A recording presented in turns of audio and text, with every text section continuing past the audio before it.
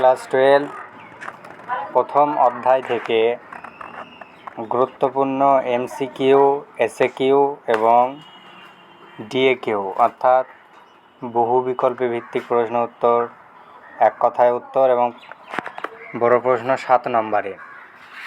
তো কোন সেই গুরুত্বপূর্ণ প্রশ্ন প্রথম অধ্যায় থেকে আসবে, সে প্রশ্নগুলো দেখে অবশ্যই পড়া উচিত। সে প্রশ্নগুলি হলো, আমি দেখাচ্ছি, সেই প্রশ্নগুলি অবশ্যই দেখে নাও। প্রশ্নটি দেখার আগে এটাকে ফলো করো যে এখানে এই জিনিসটা কি দেওয়া আছে।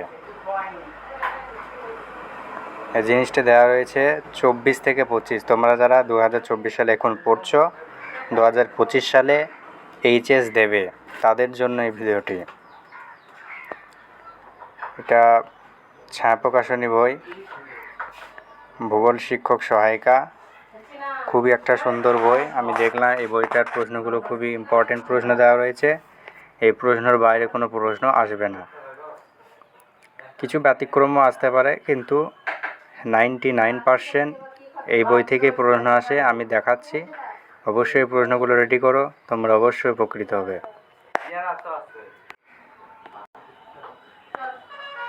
তো প্রথম অধ্যায় রয়েছে যে বহির্জাত প্রক্রিয়া ও উদ্ভূত ভূমিরূপ, বা এটাকে অন্যভাবে বলে যে বহিরূপ, ভূমিরূপ গঠনকারী প্রক্রিয়াসমূহ, বহির্জাত প্রক্রিয়াসমূহ ও সংশ্লিষ্ট ভূমিরূপ। এইখান থেকে যতগুলো চ্যাপ্টার রয়েছে, একটাই আসবে 7 নম্বরের বড় প্রশ্ন। এই একটা বহির্জাত প্রক্রিয়া, উদ্ভূত ভূমিরূপ, এখান থেকেও আসতে পারে। ভৌমজলের কার্য ও ভূমিরূপ, এখান থেকেও আসতে পারে। এখান থেকে 2 নম্বরের 1 নম্বরের মানে এমসিকিউ দুটো আসবে এই দুটো চ্যাপ্টার থেকে, আর এসএকিউ 1 নম্বরের আসবে এখান থেকে, অর্থাৎ এইখান থেকেই আসবে, প্রথম অধ্যায় থেকে দেবে। আর 7 নম্বরের জন্য এই যতগুলো চ্যাপ্টার রয়েছে মৃত্তিকা পর্যন্ত, এইখান থেকে 7 নম্বরে একটা করে দেবে। এমসিকিউ, এসএকিউ মিলে টোটাল এই প্রথম অধ্যায় থেকে একবারে 4র্থ অধ্যায় পর্যন্ত যে রয়েছে,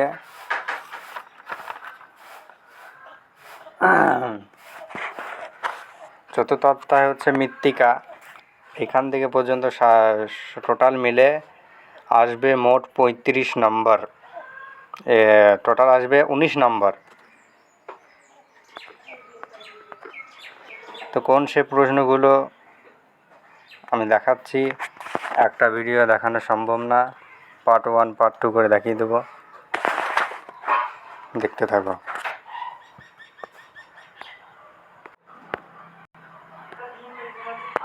প্রথম রয়েছে প্রথম পরিচ্ছেদ। আমি আজকে প্রথম পরিচ্ছেদ নিয়ে আলোচনা করব। প্রথম অধ্যায় ভূমিরূপ গঠনকারী প্রক্রিয়াসমূহ ও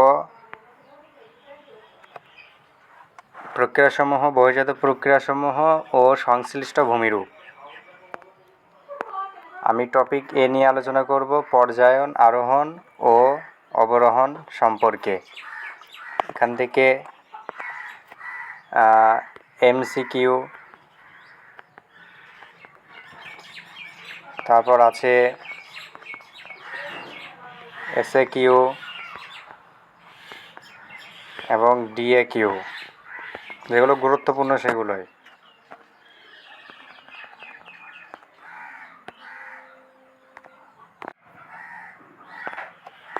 প্রথম প্রশ্ন, যে বহির্জাত প্রক্রিয়ার প্রকৃতি হলো, উত্তর দেওয়া রয়েছে অত্যন্ত ধীর। দ্বিতীয় প্রশ্ন, অবরোহণ আরোহণের সম্মিলিত ফল হলো পর্যায়ন। তৃতীয়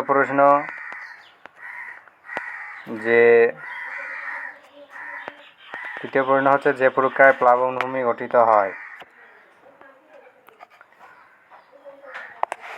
সেটা হচ্ছে আরোহণ প্রক্রিয়ায়। পৃথিবীতে যেসব ভূগঠনকারী প্রক্রিয়া ঘটে থাকে তাদের বলে পার্থিব প্রক্রিয়া। 5 নম্বর হচ্ছে পৃথিবীর বহিরঙ্গে পরিবর্তন সংগঠনকারী প্রাকৃতিক প্রক্রিয়াটিকে বলা হয় ভূমিরূপ প্রক্রিয়া। তারপর নেক্সট হচ্ছে পর্যায়ন প্রক্রিয়া হলো এক প্রকারের বহির্জাত প্রক্রিয়া। নদীর জল যখন অনেকগুলি শাখায় ভাগ হয়ে বিভিন্ন খাতে বইতে থাকে তখন সেই প্রবাহকে বলে প্রতিসারী।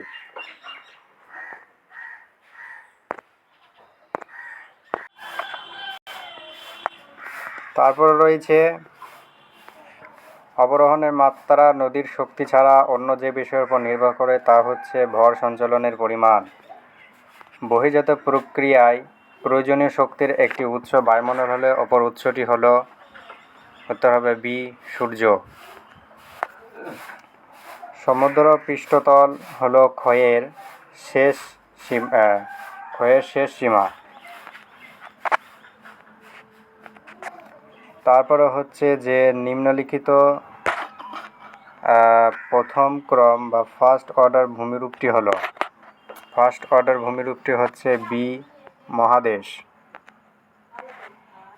তারপর দ্বিতীয়টি হচ্ছে নিম্নলিখিত দ্বিতীয় ক্রম বা সেকেন্ড অর্ডার ভূমিরূপটি হলো উত্তর পর্বত শ্রেণী। উপত্যকা যে ক্রমের ভূমিরূপ সেটা হচ্ছে উত্তর হবে তৃতীয় ক্রমের ভূমিরূপ হচ্ছে উপত্যকা। পর্যায়ন বা গ্রেডেশন এই ধারণাটি সর্বপ্রথম প্রবর্তন করেন গিলবার্ট। তারপরে প্রশ্ন হচ্ছে যে প্রক্রিয়ার মাধ্যমে ক্ষয় পরিবহন ও সঞ্চয় কার্যের মধ্যে সামঞ্জস্য তৈরি হয় সেটি হলো পর্যায়ন প্রক্রিয়া। পর্যায়ন প্রক্রিয়ার অংশগ্রহণকারী অন্যতম নিয়ন্ত্রকটি হলো নদী। অন্তর্জাত প্রক্রিয়ার ফলে গঠিত নয় এমন ভূমিরূপটি হলো সিঙ্কহোল। তারপরে নেক্সট প্রশ্ন 18 নম্বর প্রশ্ন যে ভূত্বকের পরিবর্তনের অন্তর্জাত শক্তি কাজ করে ধীর ও আকস্মিকভাবে। অন্তর্জাত শক্তির প্রধান উৎস হলো তেজস্ক্রিয় পদার্থের ভাঙন থেকে উৎপন্ন তাপ। তারপর নেক্সট হচ্ছে ভূপৃষ্ঠের নানা রকম ভূদৃশ্য তৈরি করতে যে বহিস্থ প্রক্রিয়াটি অংশ নেয় তা হলো উত্তর হবে নদী প্রবাহ। আরোহণ প্রক্রিয়ায় গঠিত একটি ভূমিরূপ হলো লোয়েস। তারপরে প্রশ্ন হচ্ছে যে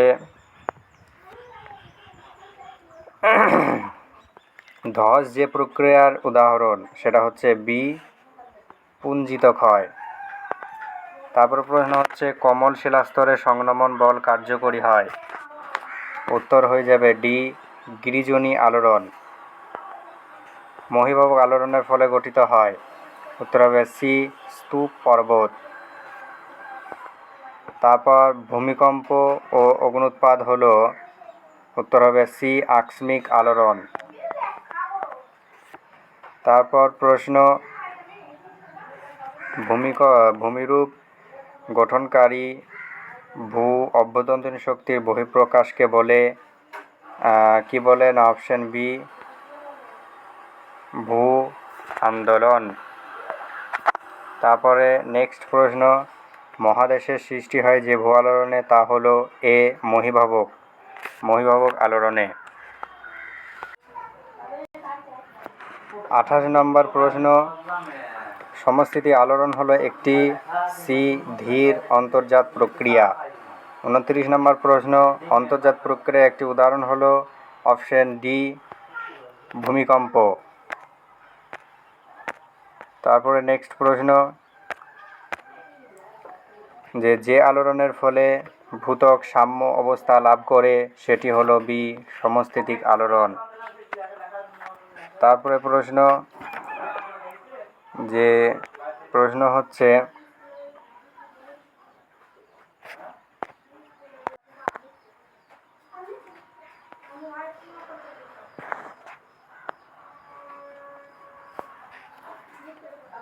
উত্তরগুলো করাই রয়েছে, তোমরা ভালো করে দেখে নাও এবং পড়ে নাও। আর যদি পড়তে হয় অবশ্যই আমাকে কমেন্টে জানাবে, আমি অবশ্যই পড়ে দেব। তোমরা পরপর প্রশ্নগুলো দেখে নাও, উত্তরগুলো পারলে খাতায় নোট ডাউন করে অবশ্যই প্রশ্নগুলো পড়ো। ভীষণ ভীষণ গুরুত্বপূর্ণ প্রশ্ন। আমি লাস্টে খুব সংক্ষেপে যেগুলো এমসিকিউ অবশ্যই আসবে সেগুলো দেখিয়ে দেব। এগুলো হচ্ছে যে এগুলো আসার সম্ভাবনা আছে এইরকম প্রশ্ন, তো এগুলো দেখে না ভালো করে।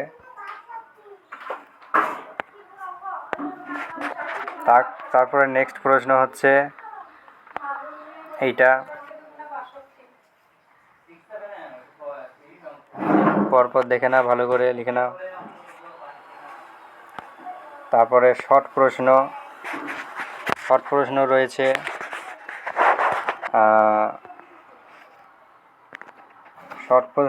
1 2 3 4 করে চলে গিয়েছে। এই প্রশ্নগুলো ভালো করে দেখে নাও। তারপরে প্রশ্ন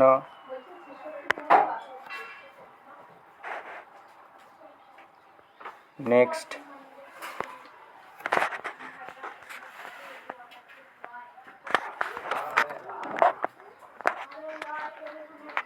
খুব ভীষণ গুরুত্বপূর্ণ প্রশ্ন, পরীক্ষা আসার মতো প্রশ্ন। নেক্সট প্রশ্ন,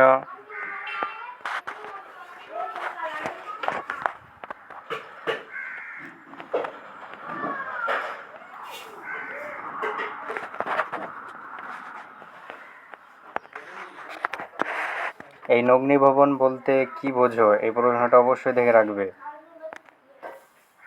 নগ্নিভবন বলতে কি বোঝো? উত্তর হবে যে আবহবিকার প্রাপ্ত শিলা বহির্জাত শক্তিগুলির দ্বারা ক্ষয় পেয়ে অপসারিত হলে নিচের আদিশিলা ভূপৃষ্ঠে প্রকাশিত হয় বা দৃশ্যমান হয়, এই প্রক্রিয়াকে বলে অগ্নিভবন। তারপর প্রশ্নগুলো দেখাচ্ছি। নেক্সট প্রশ্ন, ভূমিরূপ গঠনকারী প্রক্রিয়া বলতে কি বোঝো? পার্থিব প্রক্রিয়া শ্রেণী বিভাগ করো। তো দেওয়া রয়েছে, দেখে নাও। পর্যায়ন কাকে বলে? ভীষণ গুরুত্বপূর্ণ প্রশ্ন, 1 নম্বরের জন্য, এসএকিউর জন্য। ভালো করে দেখে নাও। আরোহণ ও অবরোহণ পদ্ধতির সম্বন্ধে আলোচনা করো, এটাও গুরুত্বপূর্ণ। 2 নম্বরের জন্য আরোহণ কাকে বলে? এই প্রশ্নটা খুবই গুরুত্বপূর্ণ, বা এভাবে দিতে পারে, আরোহণ প্রক্রিয়া কাকে বলে? তারপর পার্থক্য দিতে পারে, আরোহণ পদ্ধতি ও অবরোহণ পদ্ধতির মধ্যে পার্থক্য। উত্তর দেওয়া রয়েছে, ভালো করে দেখে নাও। অবশ্যই এই প্রশ্ন যদি উত্তর আমাকে দিতে হয় অবশ্যই আমাকে কমেন্ট করে বলবে, অবশ্যই বলে দেবো। তারপর নেক্সট প্রশ্ন, অন্তর্জাত প্রক্রিয়া বহির্জাত প্রক্রিয়ার মধ্যে পার্থক্য, এই পার্থক্যটাও করে রাখবে।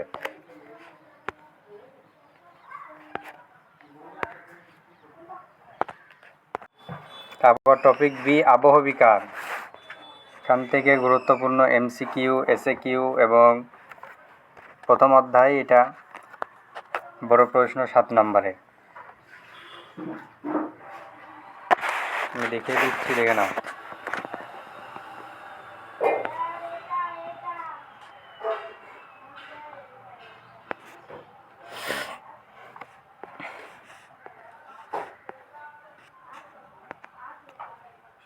এই যে পরপর দেওয়া রয়েছে এগুলো, আর এখানে উত্তর দেওয়া রয়েছে।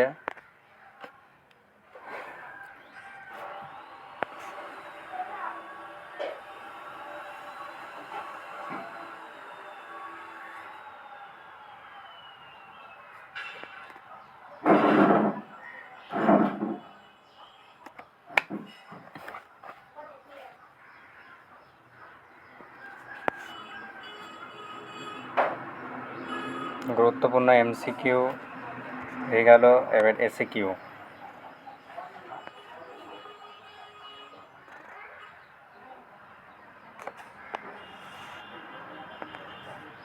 এই যে এগুলো চলে রয়েছে, এগুলো খুবই গুরুত্বপূর্ণ প্রশ্ন। এগুলো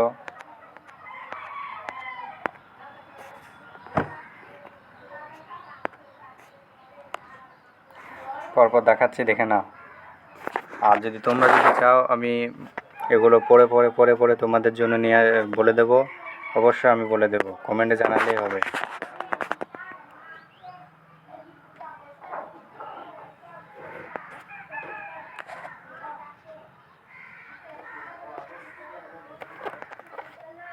পরপর দেওয়া রয়েছে,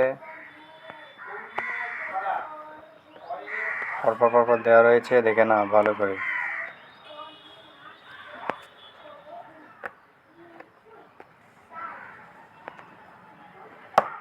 পরপর দেওয়া রয়েছে, ভালো করে দেখে নাও।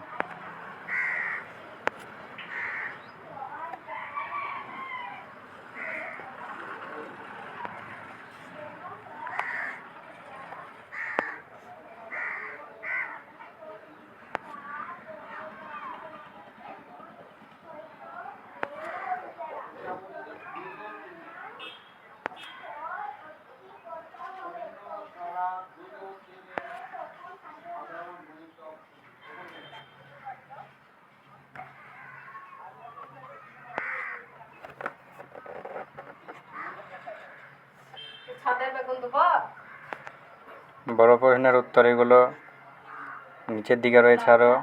এটা হচ্ছে তার পরের অংশ, এটা নয়।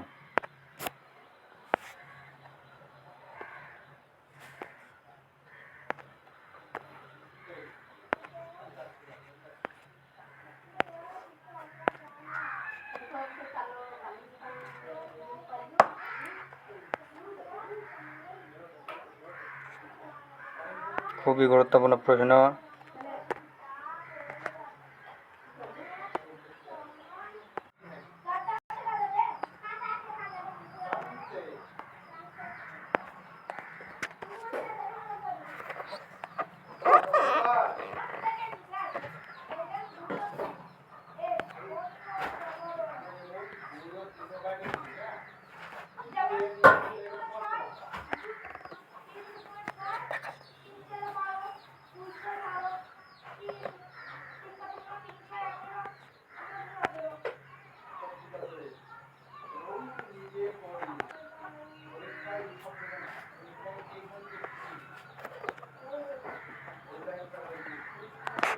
এবার আসতে চলেছে ভীষণ গুরুত্বপূর্ণ প্রশ্নগুলো।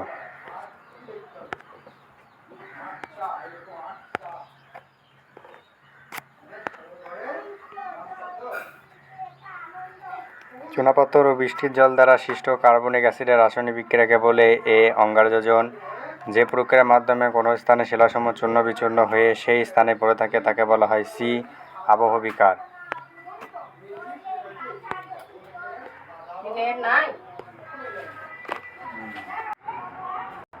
অবরোহণ প্রক্রিয়ার ফলে সৃষ্ট একটি ভূমিরূপ হলো, দেখতে পাচ্ছ 2017 সালে এটা এসেছিল এবং 19 সালে আরেকটা এসেছে।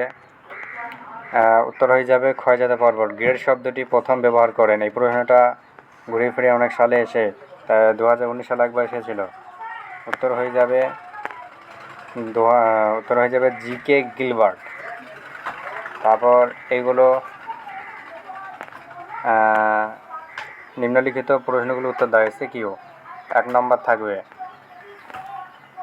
প্রথম প্রশ্ন হচ্ছে রেগোলিথ কাকে বলে? রেগোলিথ কাকে বলে? উত্তর হয়ে যাবে যে আবহবিকারের ফলে ভূত্বকের উপরিভাগে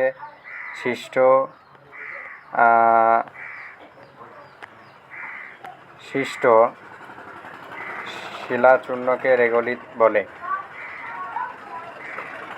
ঠিক আছে, রেগোলিথের বহুকাল ধরে বিভিন্ন জৈব রাসায়নিক প্রক্রিয়া মৃত্তিকায় পরিণত হয়। তারপর বলছে টর কাকে বলে, 2017 সালে এসেছে। অসংখ্য ফাটল সহ মূলত স্তম্ভের আকারে দাঁড়িয়ে থাকা গ্রানাইট শিলার খণ্ডগুলিকে টর বলে। এটা এবছর আসার সম্ভাবনা আছে 2025 সালে।